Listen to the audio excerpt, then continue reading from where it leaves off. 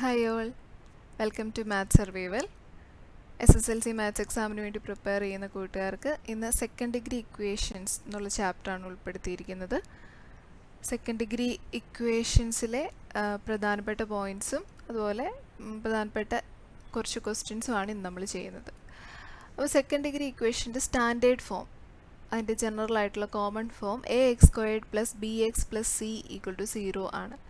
അപ്പം ഉദാഹരണത്തിന് ഒരു സെക്കൻഡ് ഡിഗ്രി ഇക്വേഷനാണ് x² + 12x + 10 = 0. ഇതൊരു second degree ഇക്വേഷനാണ്. Suppose 2x² + 12x + 10 = 0. അപ്പോൾ x²ൻ്റെ കോഎഫിഷ്യൻറ്റ് ഇവിടെ 2 ആണ്. അതായത് ഇവിടുത്തെ എയുടെ സ്ഥാനത്ത് നമ്മുടെ കോമൺ ഇക്വേഷനിലെ നമ്മുടെ സ്റ്റാൻഡേർഡ് ഇക്വേഷനിലെ എയുടെ സ്ഥാനത്ത് ഇവിടെ 2 ആണ്. a = 2. അതുപോലെ ബിയുടെ സ്ഥാനത്ത് 12 ആണ്. b = 12. സിയുടെ സ്ഥാനത്ത് 10 ആണ്. കോൺസ്റ്റൻ്റ് 10 ആണ്. ഇതാണ് ഒരു സാധാരണ സെക്കൻഡ് ഡിഗ്രി ഇക്വേഷൻ്റെ സാധാരണ form. 2x² + 12x + 10 = 0. That is ax² + bx + c = 0. ഇനി ഈ സെക്കൻഡ് ഡിഗ്രി ഇക്വേഷനെ സോൾവ് ചെയ്യുന്നതാണ് പ്രധാനമായിട്ട് നമ്മൾ ഈ ചാപ്റ്ററിൽ പഠിക്കുന്നത്. പല വേർഡ് പ്രോബ്ലംസ് ഒക്കെ തന്നിട്ട് സോൾവ് ചെയ്യാൻ, ഇക്വേഷൻ ഫോം ചെയ്ത് സോൾവ് ചെയ്യാൻ നമ്മളോട് ചോദിക്കാറുണ്ട്.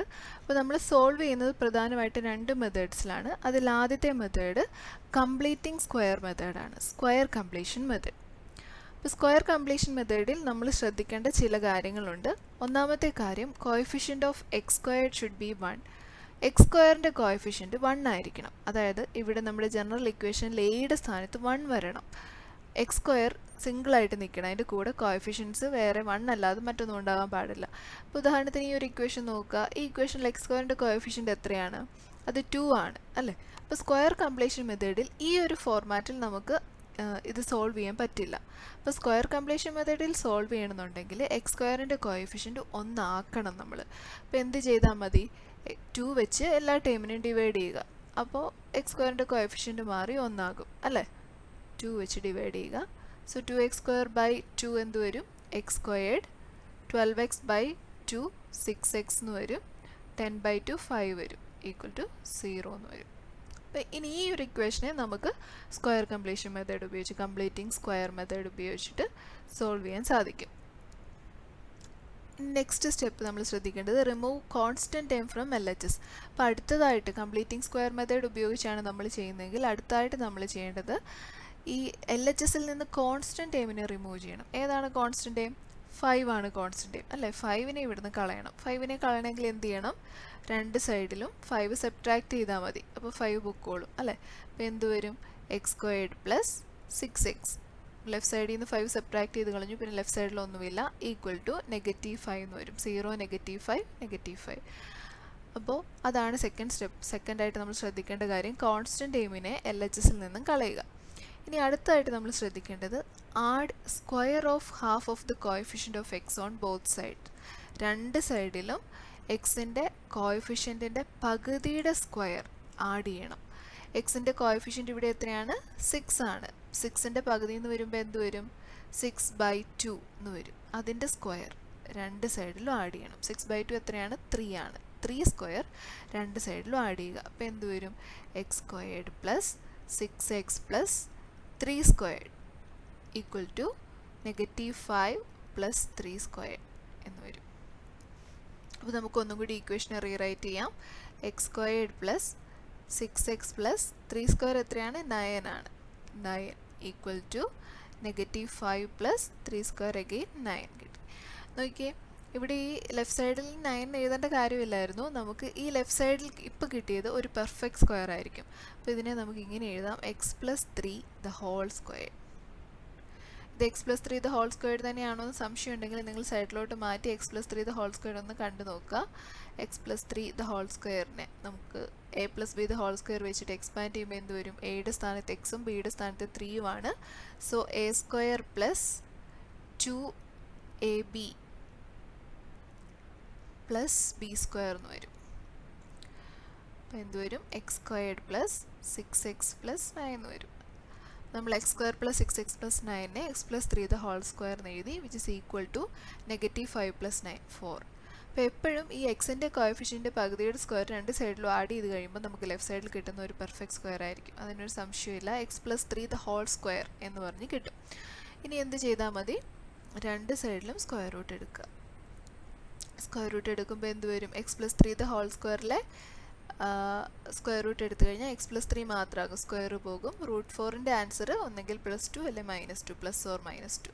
അപ്പോൾ അതായത് നമുക്ക് x+3 കിട്ടിയത് ഒന്നെങ്കിൽ x+3 = +2 ആണ്, അല്ലെങ്കിൽ x+3 = -2 ആണ്. ഇനി എന്ത് ചെയ്യണം? രണ്ട് സൈഡിൽ നിന്നും ഈ 3 സബ്ട്രാക്ട് ചെയ്ത് കളയുക. അപ്പോൾ നമുക്ക് എക്സിൻ്റെ വാല്യൂ കിട്ടും.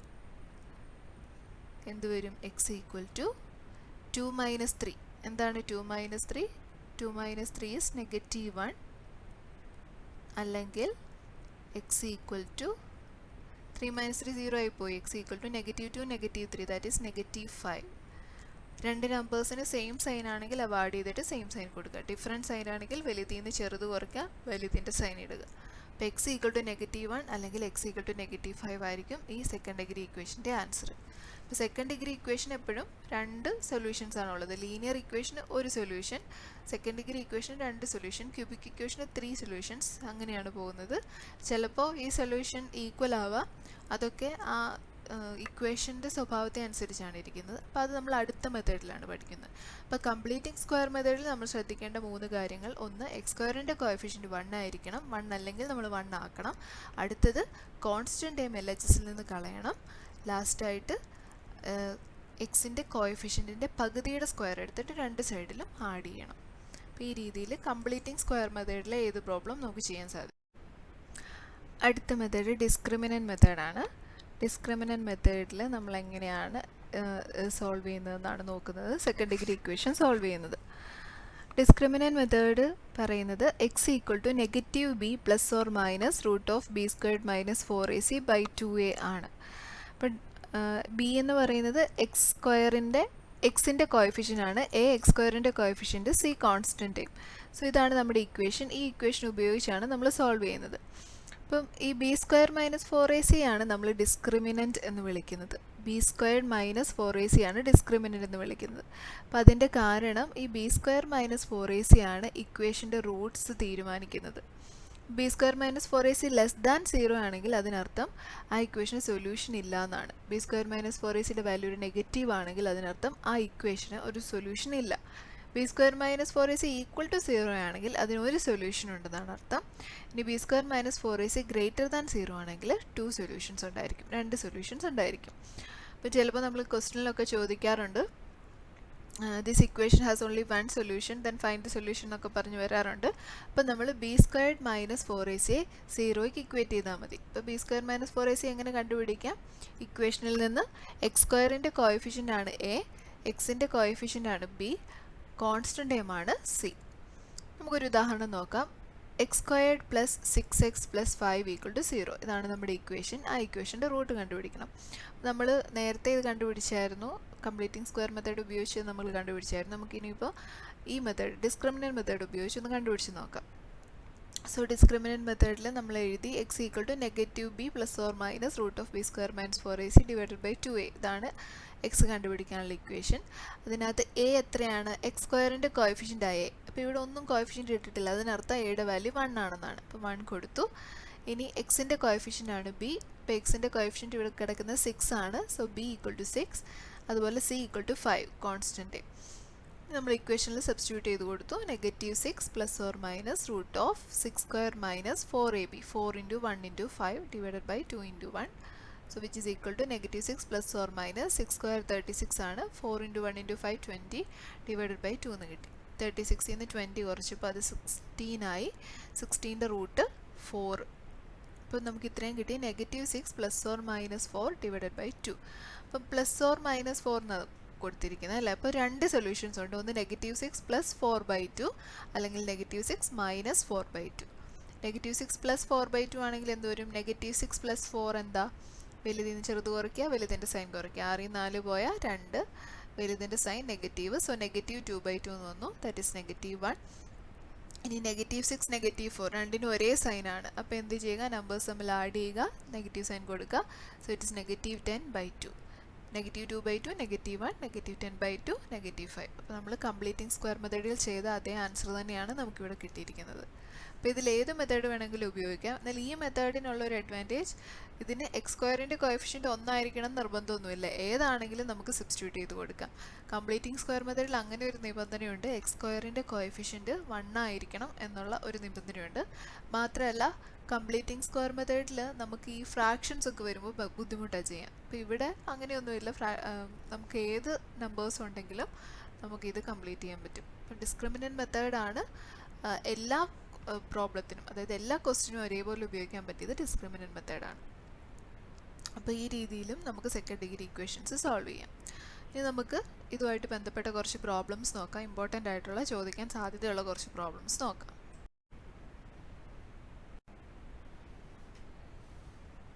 നമുക്ക് ആദ്യത്തെ ക്വസ്റ്റ്യനിലേക്ക് വരാം. ആദ്യത്തെ ക്വസ്റ്റ്യൻ ഇതാണ്. The product of Ramu's age before 5 years and his age after 9 years is 15. Find his present age. Find his present age എന്നാണ് ക്വസ്റ്റ്യൻ. രാമുവിൻ്റെ ഏജ് 5 വർഷങ്ങൾക്ക് മുൻപും രാമുവിൻ്റെ ഏജ് 9 വർഷങ്ങൾക്ക് ശേഷവും അവയുടെ മൾട്ടിപ്ലിക്കേഷൻ, അവയുടെ പ്രൊഡക്റ്റ് കണ്ടു. ആ പ്രൊഡക്റ്റ് 15 ആണ്. അതായത് product of Ramos age before 5 years, 5 വർഷങ്ങൾക്ക് മുമ്പുള്ള രാമുവിൻ്റെ ഏജും 5 വർഷങ്ങൾക്ക് ശേഷമുള്ള രാമുവിൻ്റെ ഏജും തമ്മിൽ മൾട്ടിപ്ലൈ ചെയ്തപ്പോൾ നമുക്ക് 15 കിട്ടി. അങ്ങനെയാണെങ്കിൽ പ്രസൻറ്റ് ഏജ് കണ്ടുപിടിക്കാം. അതാണ് ക്വസ്റ്റ്യൻ. ഇപ്പോൾ രാമുവിൻ്റെ present age, Ramu's age right now X എന്നെടുത്ത് നമ്മൾ. അങ്ങനെയാണെങ്കിൽ ബിഫോർ 5 ഇയേഴ്സ്. ഇപ്പോൾ നമ്മൾ ആദ്യം ഇതുപോലെ ഒരു ഏജ് പ്രോബ്ലം കാണുമ്പോൾ മിക്കപ്പോഴും സെക്കൻഡ് ഡിഗ്രി ഇക്വേഷനെ ബേസ് ചെയ്തായിരിക്കും ഏജ് പ്രോബ്ലം വരുന്നത്. ചിലപ്പോൾ അരിത്തമെറ്റിക് സീക്വൻസിൽ നിന്ന് ഏജ് പ്രോബ്ലം വരാം. അപ്പോൾ ഇങ്ങനെ ഒരു ക്വസ്റ്റ്യൻ കാണുമ്പോൾ ആദ്യം നമുക്ക് തന്നിരിക്കുന്ന കാര്യം എഴുതുക, അതിനുശേഷം കണ്ടുപിടിക്കാനുള്ള ഇക്വേഷൻ ഫോം ചെയ്യുക. അപ്പം നമുക്ക് കണ്ടുപിടിക്കേണ്ടത് പ്രസൻറ്റ് ഏജ് ആണ്. പ്രസൻറ്റ് ഏജ് നമുക്കറിയില്ല, സോ അതിന് നമ്മൾ എക്സ് എന്ന് കൊടുത്തു. ബിഫോർ 5 ഇയേഴ്സ്, 5 വർഷങ്ങൾക്ക് മുൻപുള്ള രാമുവിൻ്റെ ഏജ്, അതൊരു ചെറിയ ഹെഡിങ് കൊടുത്തിട്ട് എഴുതുക. 5 വർഷങ്ങൾക്ക് മുൻപ് എത്രയായിരിക്കും? വയസ്സിൽ നിന്ന്, ഇപ്പോഴുള്ള വയസ്സിൽ നിന്ന് 5 കുറയ്ക്കുക, സോ എക്സ് -5 ആയിരിക്കും. ഇനി 5 വർഷങ്ങൾക്ക് ശേഷം ഉള്ള ഏജ് എത്രയായിരിക്കും? ഇപ്പോൾ ഉള്ള ഏജ് എത്രയാണോ എക്സ്, അതിനോട് കൂടി 9 കൂട്ടുക. 9 ഇയേഴ്സ്, ആഫ്റ്റർ 9 ഇയേഴ്സ് എന്നാണ് തന്നിരിക്കുന്നത്. സോ നമ്മൾ 9 കൂട്ടേണ്ടത്. രാമുസ് ഏജ് ആഫ്റ്റർ 9 ഇയേഴ്സ്, 9 വർഷങ്ങൾക്ക് ശേഷമുള്ള രാമുവിൻ്റെ ഏജ് x+9. ഇനി അവയുടെ പ്രൊഡക്റ്റാണ് 15 എന്ന് തന്നിരിക്കുന്നത്. So x -5 × x+9 = 15. ഇതിനെ നമ്മൾ ഇനി എക്സ്പാൻഡ് ചെയ്യുക.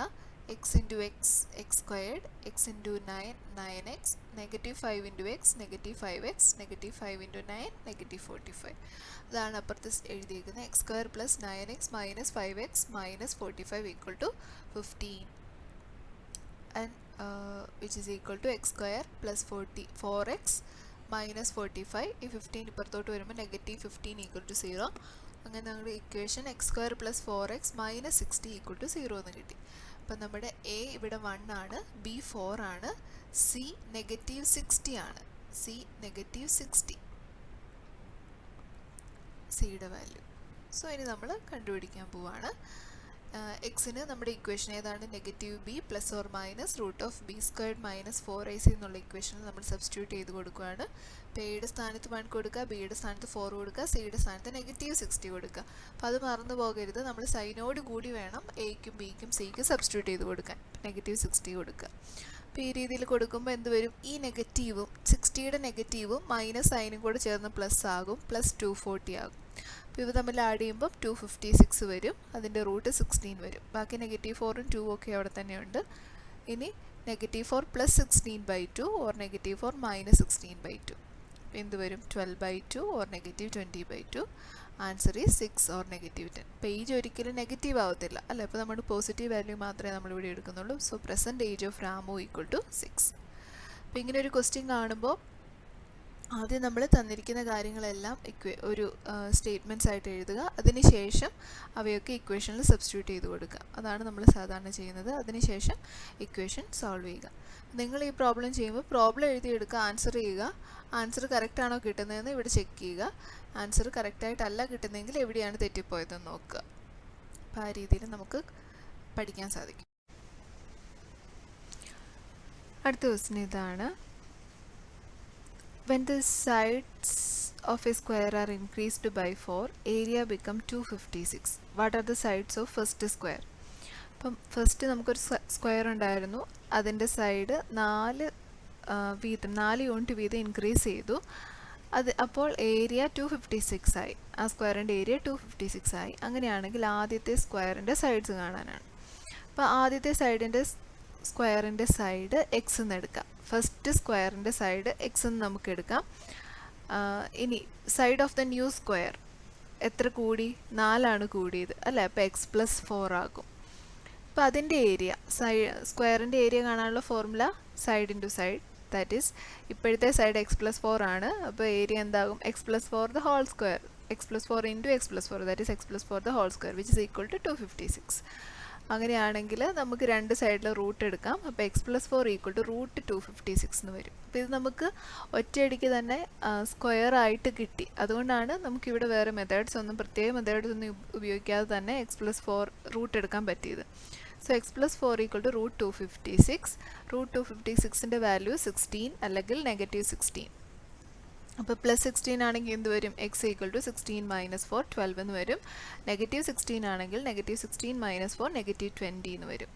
നമ്മൾ സൈഡാണ് അല്ല, എക്സ് എന്ന് പറയുന്നത് സ്ക്വയറിൻ്റെ സൈഡാണ്. സൈഡ് ഒരിക്കലും ലെങ്ത് ആണ്. സൈഡ് എന്ന് പറഞ്ഞാൽ ലെങ്ത് ആണ്. ലെങ്ത് ഒരിക്കലും നെഗറ്റീവ് ആവത്തില്ല. So answer is x equal to 12. So side of the first square equal to 12 units. അടുത്തൊരു ക്വസ്റ്റ്യൻ ഇതാണ്. In copying a second degree equation from the blackboard, a student made a mistake and wrote the coefficient of x as 7 instead of -7. He found the solutions as -4 and -3. What was the correct equation? What are its solutions? ഇപ്പോൾ ബോർഡിൽ എഴുതിയ ഒരു second degree equation ബുക്കിലേക്ക് copy ചെയ്യുന്ന ടൈമിൽ ഒരു student mistake വരുത്തി. ശരിക്കും coefficient of X -7 ആയിരുന്നു, പക്ഷേ അതിന് പകരം കുട്ടി എഴുതിയിട്ട് 7 എന്നാണ്. ഇപ്പോൾ 7 എഴുതിയപ്പോൾ ആ ഇക്വേഷൻ്റെ സൊല്യൂഷൻസ് കിട്ടിയത് -4 -3 ആണ്. അങ്ങനെയാണെങ്കിൽ കറക്റ്റ് ഇക്വേഷൻ എന്താണ്, അതിൻ്റെ സൊല്യൂഷൻസ് ഏതൊക്കെയാണെന്നാണ് ക്വസ്റ്റ്യൻ. അപ്പം നമുക്ക് പുതിയതായിട്ട് കിട്ടിയ സൊല്യൂഷൻ, അതായത് ഇൻകറക്റ്റ് ഇക്വേഷൻ എഴുതിയപ്പോൾ കിട്ടിയ സൊല്യൂഷൻ -4 -3 ആണ്. അപ്പോൾ അതിൻ്റെ ഫാക്ടേഴ്സ് x+4 ആൻഡ് x+3 എന്ന് വരും. അപ്പോൾ x+4 ഇൻറ്റു x+3 ഇത് മൾട്ടിപ്ലൈ ചെയ്ത് നോക്കിക്കേ. ഇവ തമ്മിൽ മൾട്ടിപ്ലൈ ചെയ്യുമ്പോഴത്തേക്കും നമുക്ക് ഇൻകറക്റ്റ് ആയിട്ട് എഴുതി ഇക്വേഷൻ കിട്ടും. അപ്പോൾ x+4 into x+3 equal to 0 എന്ന് എഴുതി. അതിനുശേഷം ഇവ തമ്മിൽ മൾട്ടിപ്ലൈ ചെയ്തു. അപ്പോൾ കിട്ടിയത് x² + 7x + 12 ഈക്വൽ ടു 0 എന്നാണ്. അപ്പോൾ ഇതാണ് കുട്ടി ഇൻകറക്റ്റ് ആയിട്ട് എഴുതിയ ഇക്വേഷൻ. ഇവിടെ എക്സിൻ്റെ കോഎഫിഷ്യൻറ്റ് മാത്രമേ കുട്ടി തെറ്റായിട്ട് എഴുതിയിട്ടുള്ളൂ. ഇപ്പോൾ +7 ആ കുട്ടി എഴുതിയത്. ശരിക്കും പറഞ്ഞാൽ -7 ആയിരുന്നു എഴുതേണ്ടത്. അപ്പോൾ അങ്ങനെയാണെങ്കിൽ ഒറിജിനൽ ഇക്വേഷൻ എന്തായിരിക്കും? x² കോഎഫിഷ്യൻറ്റും കോൺസ്റ്റൻറ്റും ഒക്കെ സെയിം ആണ്. സോ x² - 7x + 12 എന്ന് വരും. അതായത് ഈ 7xന് പകരം -7x ആയിരുന്നു ഒറിജിനലി വരേണ്ടത്. അതിനുശേഷം ഈ ഇക്വേഷൻ്റെ സൊല്യൂഷൻ നമ്മൾ കണ്ടുപിടിക്കുകയാണ്. അപ്പോൾ ഇത് വേറൊരു രീതിയിൽ വേണമെങ്കിൽ നിങ്ങൾക്ക് ഡിസ്ക്രിമിനൻറ്റ് മെത്തേഡോ കംപ്ലീറ്റിംഗ് സ്ക്വയർ മെത്തേഡോ ഒക്കെ വെച്ചിട്ട് ഇത് ചെയ്യാം. അല്ലാതെ നമുക്ക് വേറൊരു രീതിയിൽ ചെയ്യാം. ഇവിടെ സമ്മായിട്ട് എക്സിൻ്റെ കോഎഫിഷ്യൻറ്റ് -7 വരണം, പ്രൊഡക്റ്റായിട്ട് 12 വരണം, കോൺസ്റ്റൻറ്റ്. അപ്പോൾ ആ രീതിയിൽ രണ്ട് നമ്പേഴ്സിനെ കണ്ടുപിടിക്കാൻ നോക്കുക. അപ്പോൾ -4 -3 കൂട്ടിയാൽ -7 ആണ്. അവ മൾട്ടിപ്ലൈ ചെയ്താൽ +12 ആണ്. അപ്പോൾ നമുക്ക് -4 -3 എക്സിൻ്റെ കൂടെ വരത്തക്ക രീതിയിൽ നമുക്ക് ആ ഇക്വേഷൻ കംപ്ലീറ്റ് ചെയ്യാം. x - 4 × x - 3 = 0. therefore x = 4 and x = 3. അപ്പോൾ ഒറിജിനൽ സൊല്യൂഷൻ 4ഉം 3ഉം ആയിരുന്നു. അപ്പോൾ ഇവിടെ ഇൻകറക്റ്റ് സൊല്യൂഷൻ -4 -3ഉം കിട്ടിയ സൊല്യൂഷൻ +4ഉം +3ഉം ആണ് എന്ന് കരുതി സൈനിന് മാത്രമേ വ്യത്യാസം വരുള്ളൂ എന്ന് ചിന്തിക്കരുത്. ഇതിപ്പോൾ ഈ ഇക്വേഷനിൽ ഇങ്ങനെ കിട്ടിയെന്നേ ഉള്ളൂ. നമ്മൾ അല്ലാതെ വേറെ രണ്ട് സൊല്യൂഷൻ ആയിരുന്നു കിട്ടിയിരുന്നെങ്കിലും ഈ രീതിയിൽ തന്നെ നമ്മൾ ചെയ്ത് കണ്ടുപിടിക്കണമായിരുന്നു. അപ്പോൾ ഇങ്ങനെ നമുക്ക് പ്രോബ്ലംസ് ചെയ്യാം. ഇമ്പോർട്ടൻ്റ് ആയിട്ടുള്ളൊരു ക്വസ്റ്റ്യൻ ആണ്, ചോദിക്കാൻ സാധ്യതയുള്ള വളരെ ഇമ്പോർട്ടൻ്റ് ആയിട്ടുള്ളൊരു ക്വസ്റ്റ്യൻ ആണ്. അപ്പോൾ അത് പഠിക്കുക.